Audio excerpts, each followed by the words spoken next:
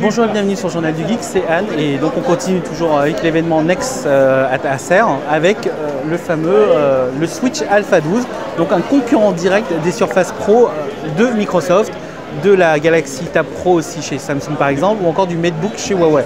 Donc il y a le marché est de plus en plus concurrentiel et c'est vrai que Acer arrive avec ce modèle assez intéressant dans l'absolu, puisque le prix commence à partir de 799 il me semble, et après il y a un modèle normal donc avec l'écran tactile, le clavier intégré, et il y a aussi un modèle compatible avec un stylet qui est destiné aux professionnels forcément.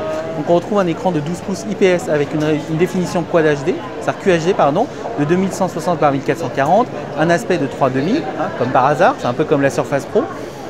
Jusqu'à 8 Go de RAM, un processeur Intel Core i5, i7 ou i3, donc c'est pas une version M, c'est vraiment les propres versions.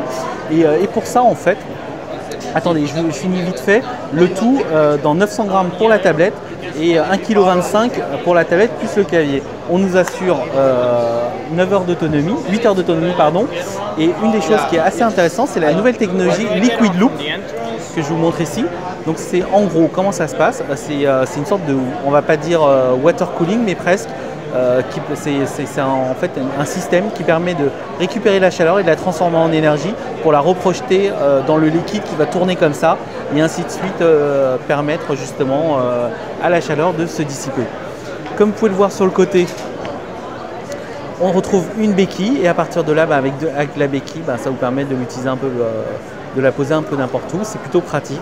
Et ce qui est intéressant quand on va le voir ici, c'est que la béquille est transparente. Donc bon, après, moi je préfère ce genre de béquille.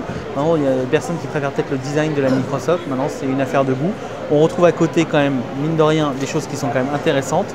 Hop là. Comme un port non seulement USB type A qu'on connaît, mais aussi un port USB type C qui commence à se généraliser un peu partout. Et c'est pas plus mal. Petite anecdote amusante, vous pouvez voir en bas là au niveau du clavier que le clavier se remonte sur l'écran exactement comme la Surface Pro 4. D'ailleurs en parlant du clavier, il y a deux versions qui sont livrées en standard. Donc la première version n'est pas rétroéclairée, c'est celle qui est livrée avec les Switch Alpha 12 sous i3, et pour les Switch Alpha 12 à partir de l'i5 et du Core i5 et du Core i7 de chez Intel, là, vous aurez droit à un clavier rétro-éclairé. Donc voilà, c'est plutôt sympa. Et moi j'avoue que je suis quand même assez impressionné sur le fait de ne pas avoir un processeur, d'avoir comment dire un laptop avec un processeur Intel Core i3, i5 ou i7 normal, non pas mobile, ça pas en version M, et surtout ne pas avoir de ventilateur ou autre. Donc c'est quand même assez appréciable. Voilà, je crois que j'ai à peu près fait le tour. Donc si vous avez des questions, n'hésitez pas, et à très vite sur le Journal du Geek.